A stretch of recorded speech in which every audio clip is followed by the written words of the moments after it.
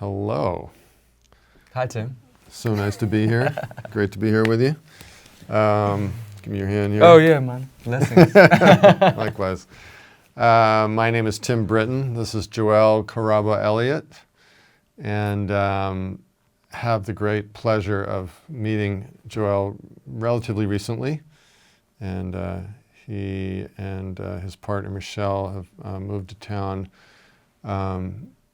temporarily and possibly in the longer run. Joel's a fantastic musician and a great-hearted person of the world and in the world, and really wonderful to have you here in the community in whatever capacity, for whatever time, however many moments we share. I just did a concert at Cafe Paradiso where I run sound, and this was just a few nights ago, and just a fabulous, magical evening, and the audience felt the same, obviously. I, myself, have been living here for about 39 years, here in Fairfield. I'm from Philadelphia originally, and I also am a performing musician, and specialize in Irish music, but I kind of spread out in different directions as the situation calls for. I have a recording studio in my house, and I record various people professionally. I also run sound at Cafe Paradiso, as I mentioned, and occasionally other venues, Cider House, sometimes the Sondheim Center. And I've been doing that for a lot of years. And I occasionally get out on the road and tour around, as does Joel. Joel's been all over the world. I have too, a little bit, but you've been more worldly in that regard. Why don't you give us a thumbnail on where the heck you've been? I don't mean recently, but just in your life. How's this worked out for you? Well, it's always working out as long as one is open, to living life spontaneously without too much expectation. Because we're really living in a pretty topsy-turvy world right now, especially as an artist, to exist in the world. And I guess I've always been on roots journeys. I've always been attracted to really going into a country or a community or a venue or a landscape and feeling deeply into the energies and the personalities, the histories, and the sound frequencies that are there. And that's really what's guided me as a musician, as opposed to stage chasing. And I suppose that's why my band is called Roots Grown Deep.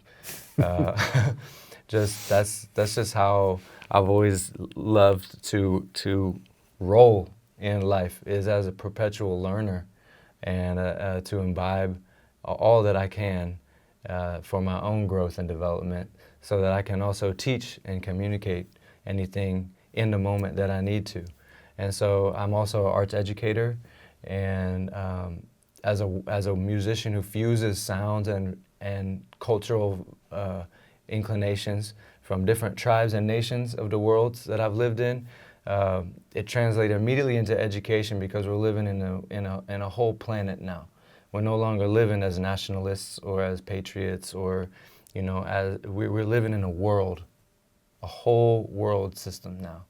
And whether that's real politically or not, it's just become so real to us now that we're part of this planet as a species. And so when I make music... Because of communication, like the internet and stuff, or because we have more of an opportunity to understand that now that we're like faced with it, most of us.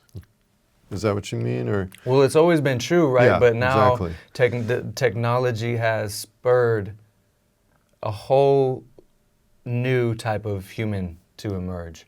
And technology has also, or the development through the stages of technology, from industrialization now to digital, has made all of our environmental problems immediate for everyone. Right. With regards to water, with regards to quality of food, and now disease and illness, which is so pervasive. So world music becomes this chance to say, hey, there's hope and an aliveness when we come together across cultures. And so in a sense, like for my music, if we're going to talk about muses, because you're the curator of the Fairfield Muse, the world is our muse, and the ecology that has a sound. That's why I call it musical ecology. The world is my muse, and within the world, the human cultures that make the world so vibrant, which the reigning economic system is not really allowing us to fully embrace and appreciate. And I think that's where venues like Cafe Paradiso and initiatives like Fairfield Muse are so important, because these are venues which which give space for culture to thrive in a community. And that's why I think like your venue and Steve's venue and your initiatives at Cafe Paradiso are like the muse for a community. And it's really important that these spaces continue to thrive, you know. Yeah, absolutely. Joel mentioned this Fairfield Muse. That's a fully accredited 501c3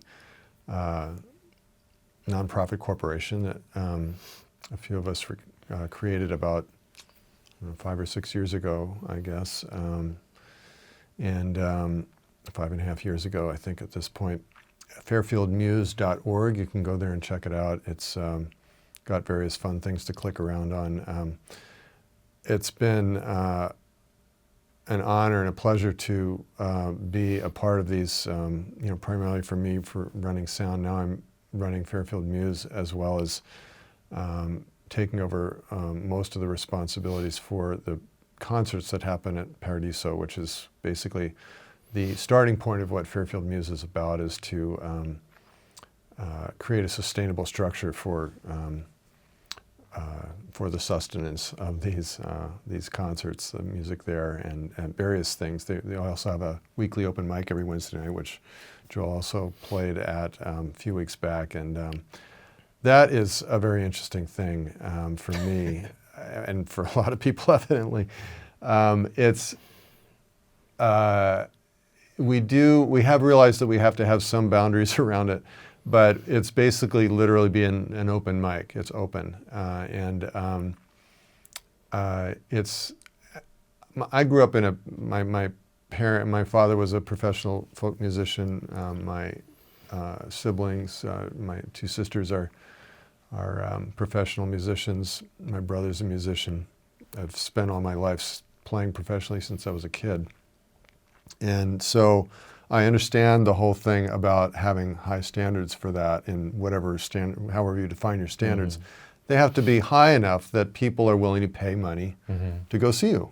And open mic is not that. It's literally people show up and they share because they have something they want to share. That's the only standard. Well, as long as it's not abusive or somehow inappropriate. But even defining what's appropriate or not is a whole question mark that we have to dance with as the curators of that open mic. It's kind of come up occasionally there where we have to kind of define that for ourselves and for our audience. But that's a fire. It is. It's like the open mic at Cafe Paradiso or anywhere where there's real participation is like being around a fire. And really the fire is what we're all seeking in this like hyper-individualistic age of the device. We're really missing the fire, you know. Eh? Ring manna. Hi. Yeah? Ring, speak, share. And that's what I felt there at the open mic. Yeah. It's pretty amazing. And there are certainly people who are at a professional level and are actually professionals. And then there are people who will never be professional and don't have any intention to, and that's great. You were talking about, this world community and the connectivity of the internet that makes everybody so accessible, or most people.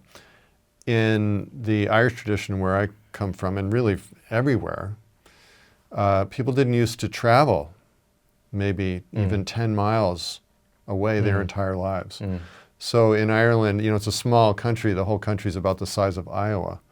So, but if you go there, it's like every rock and tree is famous. And it's been famous for 1,000 years. And, It's really true, and you get regional styles of music, and also even just like the accent changes from one half of the county to the other. Amazing, yeah. And certainly from one end of the country, which again is not very far, it's barely understandable, like Yeah. as English. It's very interesting. Even for Irish people, you know, they make fun of the different accents because it's so Well, it's characteristic. island culture too. Yeah, yeah. You know, and we say it in Jamaica as well, you know, island life, you know. If you're gonna live island life, you're gonna have an adventure, you know. Because if you're gonna travel across the country, you're gonna meet one interface of the ocean with the land and another interface of the ocean with the land that have different climate, different way of striking, you know, so that's radical. Island life is remarkable. It's like, you know, you kind of like living in a glass house in a way, in terms of it's very exposed, you know. Where here in Iowa, you can't even almost think about the ocean. It's so far away, you know. If you start thinking about the ocean in Iowa, you start going, oh my God, when can I get there? You know, so we're in this flatland place, and I grew up in the Midwest too, so I understand what it means to live here, and it's beautiful. And the thing is, to imagine the skies here are our ocean, right? Yeah, yeah. These amazing sunsets and the skyscapes, and how it reflects on the snow. And this is the muse. And you know, as a poet as well, if I don't have the fire, if someone doesn't make a fire and invite me over, like in their real indigenous way, then I'm gonna go crazy because I'm not sharing my poetry, you know. Yeah. So Cafe Paradiso, Fairfield Muse is like that fireplace. Yep. It's that hearth. And you know, for me, just to share the relevancy of the times as well, you know, I was traveling around the world as a professional musician, as a performing artist of original music, and constantly surviving because of venues like Paradiso. Right. And then COVID came and shut down our careers. Like the pandemic, whatever that was, really shut down our careers in many ways, because when I emerged from that and started to readdress the idea of touring, started to try to book tours, I found that all these roots venues, whether they were focused around jazz, or whether they were focused around folk music, or whether they're focused around poetry and open mic, most of them had closed down. They had to shut down. Yeah. And you know, some of them permanently, some of them, you know, have come back, like Paradiso. One thing that people don't understand, or that it's easy to take for granted, is that obviously these things require resources. If you go to fairfieldmuse.org, one of the things you can do is, you know, in the toolbar there, not the toolbar, but whatever it is on the top there, there's one thing that says short story and one thing that says long story. You know, depending on how much of a hurry you are in when you click on these things. But basically you find out that Steve, the owner of Cafe Paradiso, and Merritt is also partners with Steve on that. You know, they've been doing this for 20 years, over almost, 21 years now. And it takes a lot of investment to do any of this stuff. Even the open mic takes investment, and there's no cover charge. And even when there is a cover charge, the cover charge is not nearly enough to cover what the artist deserves. Basically, for the cafe and now for Fairfield Muse, it's a labor of love. You know, it's basically, we depend on donations and grants, which, you know, in order to be able to do this, we've been doing it anyway, even though we haven't really been able to afford to, but we just do it because we can't not do it. It's too important. Yeah. And so I just, you know, I have donated a lot of my time. Obviously, the cafe has donated its resources for decades now, and because it's just too important. Even the cafe itself, the concept of the cafe was to have a place where that hearth exists, whether there's music there or not, where people can share what's important to them. They sit down and they talk about what's important, and that's what artists are doing. You know, when they come in and perform, they're sharing what's important to them, and they're allowing, you know, the audience allows them to be a focal point of a community experience, a community ritual, and Yeah, that's it. It's, Yeah. it's a ritual. yeah, and we've always done that ritual. for, you know, as Yeah. long as we've been It's a ritual. humans, for sure. we've been gathering and sharing something, whatever it is, in whatever form Yeah. it takes, whether it's song or story or just presence or just the sitting in silence in the fire, with the fire in front of you. And this is, you know, every community has that opportunity, and that it's just as important as food and water, that people feel connected and feel like, the way I put it to people, every time I go to a concert, I'm reminded of why it's worth getting up in the morning and for sure. living another day. Otherwise, I don't necessarily feel that way. Mm-hmm. I have to be reminded, you know, Yeah. it's like, oh yeah, this is a good thing. Yeah. People, you know, this is, for whatever reasons, there's something here Mm-hmm. that's worth showing up for. Yeah. Well, you get the privilege of seeing so many artists and musicians come through that you you feel deeply the inspiration at the root and the heart of the work. So even though you move chairs to make it happen, and we've all done that as curators, at the end of the day, the fire touches your life, and mine too, when we give thanks. Yeah, that's it right there. Keep us warm. Yeah, exactly. Yeah, otherwise we die of exposure. We die in the cold. So we get to gather. Really, it's great to gather with you, buddy. Blessings, man. We're Glad you came. together. We're together, man, always.